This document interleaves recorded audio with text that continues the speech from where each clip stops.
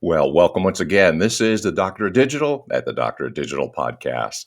Purpose of the show is to transform your business and life with education and inspiration. I introduce busy business leaders to trends in business, technology, and marketing to highlight people you should know. What would you do if a life-threatening health crisis not only challenged your physical well-being, but also threatened to derail your entire career? That's the remarkable story of my guest today, Mark Durante. Despite spending over 2 decades at the forefront of the aesthetics industry, introducing cutting-edge trends and technologies, Mark's life took an unexpected turn in 2015 when he required a heart transplant. This life-altering event could have been the end of his professional journey, but instead became the catalyst for an extraordinary transformation. With a successful heart transplant behind him, Mark faced a new obstacle, severe neuropathy that put him at risk of becoming disabled.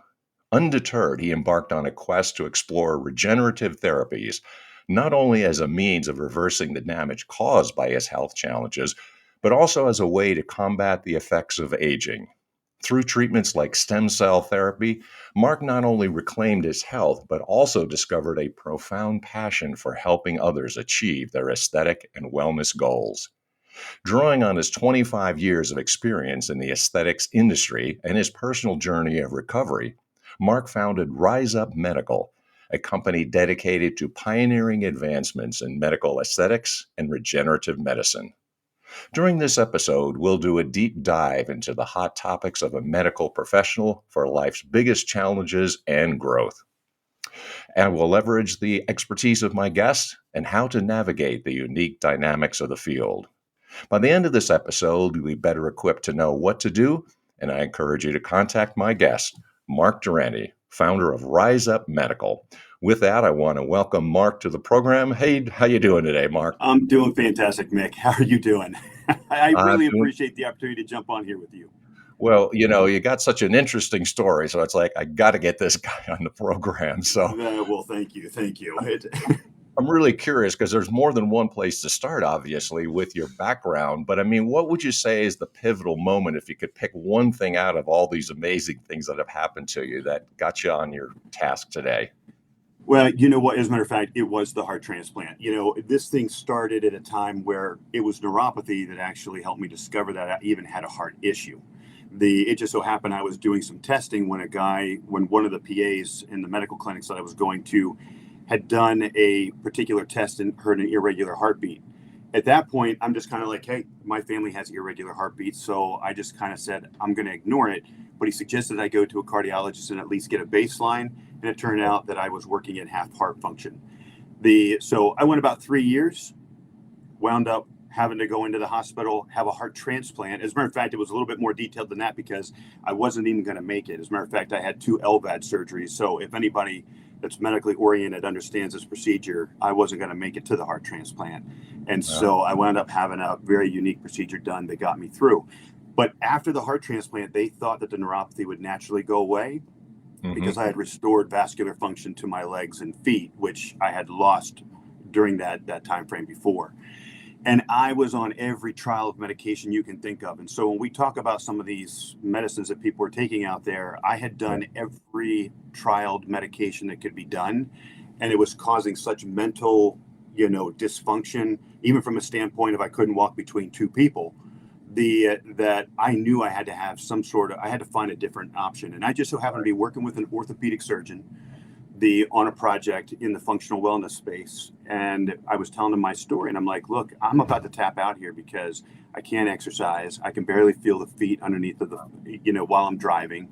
I can't feel the foot pedal underneath my feet while driving.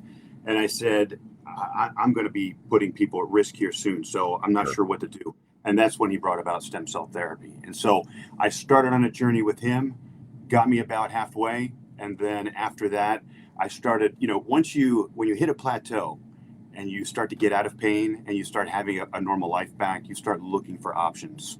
And that's when I started going down the biologics track and looking for better products to drive better results.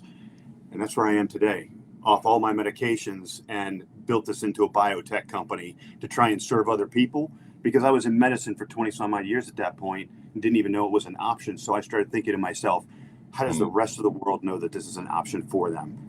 So the quest became, how do I rise other people above their current medical conditions to put them better on a more functional life? And the medicine changes so rapidly. I'm curious Oh, about some of the changes that are taking place, but it's almost like the changes have been so rapid, right? Even though this wasn't that long ago. they are rapid. And honestly, there was just a short period in 2017. There became one change in the biologic space where the FDA was kind of given this, hey, this testing phase where they wanted everybody to start trialing these things. They wanted to see if there was any type of adverse events, what was the success stories. And then in 2021, they regulate the field. And at that point, it started, I mean, the biotech field just kind of blows up, and particularly the biologic space. Okay. And what happens is in these time frames is it becomes more readily available to the public. So the Hmm. public starts asking their physicians about these sort of therapies. And I think the other part too, I think it's important in this, is that COVID brought about a period of time which did us all a favor, because people were very heavily focused on the pharmaceutical industry. But Right. after the COVID experience, people started trying to look for more natural methods of trying to Okay. reverse their health care. And that opened up a whole world of biologic space for us, because that's what we're doing. We're a more natural way of giving back to the Hmm. body so that it can heal itself. And that's another curious thing. I've had people on the program before, and I'm very interested in this. Are there some hot topics that you could address? Is that something to say more of natural medicine or a combination of Eastern, Western? What would you say about those Yeah, topics? I think when you're looking at it, you're looking at it from a functional wellness aspect, a longevity aspect. And I think these Mhm. are the key words that are really playing a big role, because as we're aging and we're seeing, and I'll step back one point and say this, in the same way that you take vitamins on a daily basis to supplement your body for things that it's missing, that's Sure. kind of what we're doing with these cell therapies. We're basically supplementing back into the body what they've lost. And to give you an example why that's important is that when you were a baby, when they looked at like bone marrow stem cells, they realized that one in every 10,000 cells was a stem cell. By the time you hit the age of 18, it's one in 100,000. By the time you hit 30, it's one in 250,000 cells as a stem cell. By the time you reach 80, it's one in 2 million. So you get this significant drop off. And Sure. that's part of the way, if you start reading any of the books, it's these lack of materials in your body that naturally bring the body to its point of death. So when we talk Okay. about longevity, we're talking about supplementation in order to extend life. And then how do we become more functionally present while we're living that longer life? And that's what these products are all doing. And that's definitely what is happening, right? So we're living Correct. longer, but of course we want They to are. live well, right? I mean, I'd love to live Correct. to a Correct. I That's don't know right. what I Nobody said I want to live 30 more years sick. yes, that's it. That's exactly it. It's like I don't want to be disabled for the next That's 40 right. years. That's When right. Well, how did you develop some of these ideas? I mean, they seem really fresh to me. You got a very unique approach. And what would you say have been some of those groundbreaking ideas that opened up some doors for you? yeah, I think of it's part of it came from my heart transplant days, and probably one of the biggest things of advice that I can give, as I learned myself, is become your own advocate. So when Mm, you're in the healthcare system, a lot of these physicians are very specialized. They're working with the existing knowledge that they have at the forefront, but they're not inside your body. And so what mm, happens is I started to recognize there were things that were happening in my body that maybe weren't showing up on tests or that they couldn't find. And by being my own advocate, I started driving down towards literally showing them where some of the issues were happening. And so what happens is that after I got better, and as I was getting more well, particularly through that cell therapy, is that I started advocating for myself again and just kind okay. of going, okay, if I got to this point, I know there's got to be another avenue. And if it's not there, how can I play a part in order to get it there? And that's kind of where this journey has taken place. And even within this biologic space that I've been in, the products have even evolved. They've gotten better, they've gotten more robust, they've even gotten more specific. And just the things that we're about to take on here in the next months, to couple of months, weren't around just a couple of years ago. And And it's going to change healthcare for the better. how would you say that people do it? And I'll give you a common objection because I have a Yeah, certain amount of absolutely. intelligence, but I'm not a physician. I don't know medicine. I say once you get Right. past aspirin, I don't know what I'm doing. So Right. um, what would you say for people like they should be their own advocate, but they might feel intimidated or that it's a field they don't understand. No, and I think in part of being the advocate is literally just not accepting exactly what's been said. The internet's available to us. So we see that patients now are spending a lot of time doing their own research, driving their own questions, and being able to come back to their doctor and have a conversation. And sometimes that doctor's learning something new from the patient Hmm. that they then come behind and start to research and find new answers for that now become part of their treatment program. Medicine is advancing so quickly. I mean, they had just kind of given the example that 10 years ago, when you walked out of medical school, medicine wouldn't change for about, I think it was like a year and a half, the information that was in the books. Right. They say when a physician graduates today, within 72 days, medicine Oh, has already changed. So to put the pressure on a doctor to know all that sort of information is kind of, it's unfair. So in that sense, because it's changing and we're constantly being fed these changes, it's very important that we also bring this information back to the doctors. They're going to make sure that it's clinically sound, and then they can come back and use it as a new treatment plan. And that's kind of what's happened here. and I think just to back up a little bit, I'd say one of the things from the pandemic was it seemed to me that we would hear public information, which was one thing, and then we would Correct. hear the word on the ground is something totally different. And That's for the correct. individual is kind of betwixt and between, like, well, who am I supposed to believe?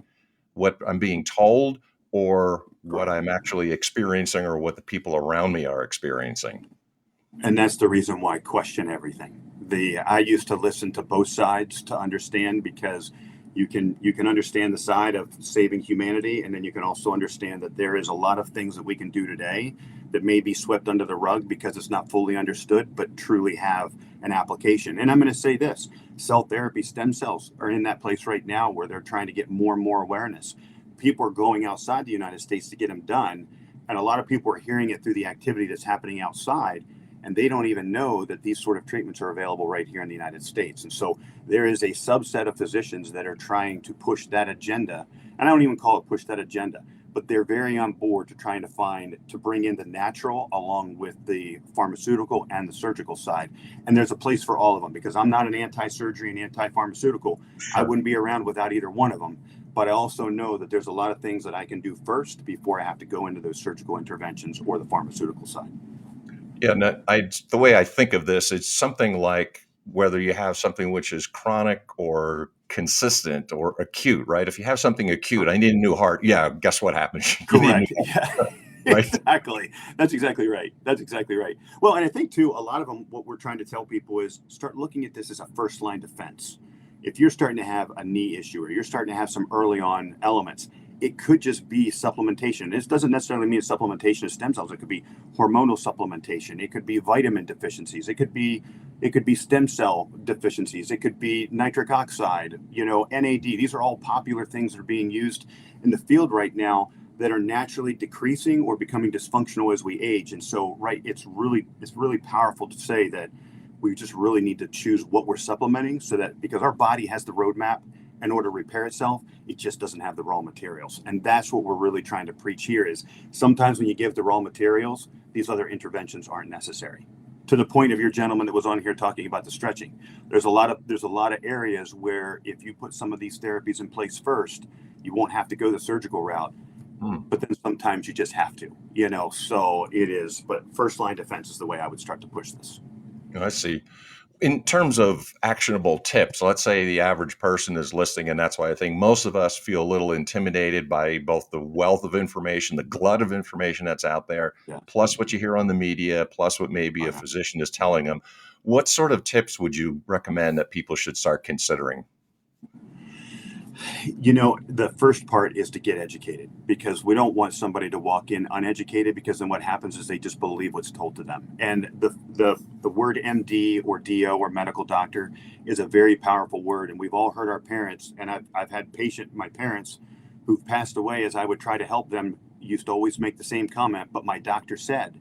And Yeah. I'm like, that's an unfair statement, because medicine is changing and you need to advocate for yourself. So become educated. Then the second thing is, again, question everything. And then not in a disrespectful fashion. I mean, just be questionable, I guess, is the fashion, Sure. and make sure that these are the right choices. And then at that point, it's like I said, there's going to be companies like us out there that are really trying to push the education side.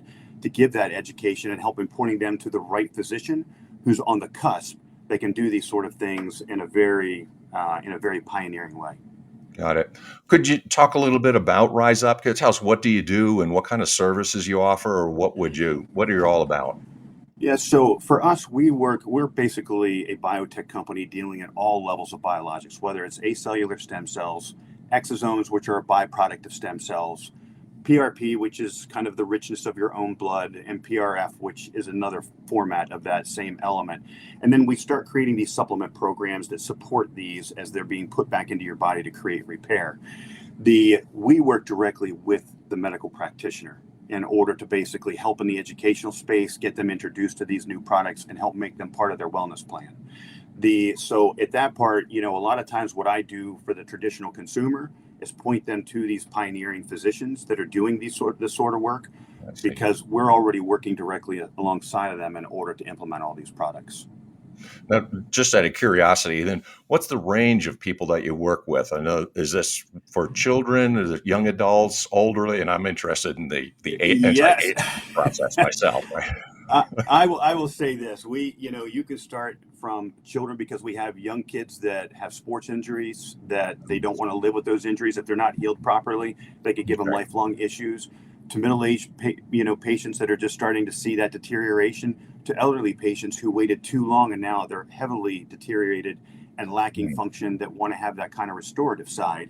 And then we're dealing, like, I'll just kind of share with you from us on our physician standpoint. We can work with orthopedic and pain physicians, but on the reverse side, we're also working with dermatologists, plastic surgeons, med spas, in order to kind of bring about the true anti-aging that we physically see, and then work with the orthopedics, the family practice, regenerative medicine doctors, and pain management to work on the beauty we don't see.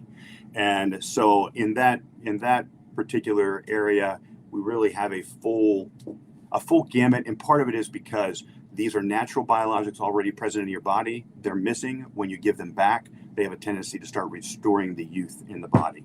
So that's why we call it more of an age management or a functional wellness. And then, of course, ultimately, when you're functionally well, you get the longevity side of it at the same time. Are there things that you could say for things that have traditionally have been a problem? I mean, the things I'm thinking of cancer, Alzheimer's, things that we just don't seem to be able to beat. And so, what do you recommend in those areas? Yeah, so I mean, we're seeing that from all over. I mean, our physicians are exploring in a lot of different avenues. Alzheimer's is one of them, because that deals with a lot of neural inflammation. When you're dealing with these biologics like stem cells and exosomes, one of their key thing is helping to balance the immune system, drop inflammation in the body so that the body can naturally repair. So kind of thinking, move out inflammation and move in repair process, and then people start to function better. So we do see Alzheimer's. We see people that have lung related issues, cardiovascular issues.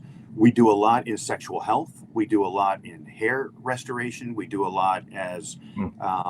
do a lot in the orthopedic space and the pain side, but we're also doing stuff that is just helping to support organs overall, because when the organs function better, the body functions better. So there is really no limitation. The key is we just have to line the right product with the right type of conditions, and then let the body do its own work. We're in a field that's regulated, so we can't make any claims or cures to anything. But what we can do is say, hey, if we supplement back in the right material, the body can function on its own in order to create that repair state. And we're seeing a lot of these diseases start to take a turn away and provide a better, more functional life. It seems like if you just sort of like, I don't know, something like jumpstart the body. I mean, something like a battery, right? I mean, just give it a little That charge. The body, it almost seems like we have a natural, we want to survive, right? So as a species, we've correct. been able to for thousands of years, all kinds of environments. So if you jumpstart the body a little bit, it seems to me it will respond. It does. You have to kind of remove the blockade, and sometimes that blockade is not having enough of something. I would give the example that, if you were doing a remodel and Lowe's comes in and only drops off half the materials, the Yeah. remodel just doesn't get complete. You're kind of living in a junky place where you have electricity and running water. It doesn't look pretty. Mm. So the key is making sure that you deliver the right amount of ingredients, to the body so that it can basically do the repair state. It You're, is, and it's all about putting the right health in the body too. it's Broccoli over pizza, right? Yeah, yeah. Mark, it's pretty remarkable about both from a personal transformation point of view, but then also the really good work that you're doing for other people. So I'm really curious now if people have heard what you do, how do they get a Yes. hold of you? What would you recommend? What's the next step for people? Yeah, so they can go to our website, which is www.rize, and the Rize is spelled Rize, upmedical.com. There's also a way that you can set up a book a meeting with us, or you can also access us by calling us directly. And then Okay. you can email me directly if you want to at Mark with a K at riseupmedical.com. And I would love to have these conversations because it is this is my this is my mission for the rest of my life, is in order to do whatever I can to make people well. I, I went through that experience. I am living a better life, and I want to see the same for the rest of humanity. So I, that's extraordinarily heartwarming to hear. It's yeah. just amazing. I could turn it around. I mean, come back from just, I mean, it's like coming back from the dead, basically. and then, Oh, hands then down. That's part of the reason why Rise is in there, because there's a rise up element there, and and at the same time is that now it's my job here in order to help rise up humanity to live a more well life. Yeah, awesome. Mark, thank you so much for being a guest today. I learned so much. I appreciate it. I appreciate you taking out some time and chatting today. Well, Mick, I appreciate you, buddy. Keep up the great work, because we're very honored to have somebody like you helping to push the message out there. All right. Thanks, Mark. Take care. Thank you, Mick. All right, take care. We'll see you. Bye bye. What an inspiring and great story to tell. And if you like what you're hearing, of course, what you hope that you're doing is that you're sharing, subscribing, responding, positively reviewing, and sharing the Doctor Digital podcast. Of course, I want to give a shout out to the two sponsors, both of Burning America and also On Track Ian Hunter, on the screen, and we're also available at Amazon. If you want to keep these shows coming, please let me know. Stay in touch. Like to help out everybody. Until next time, Deus Volt.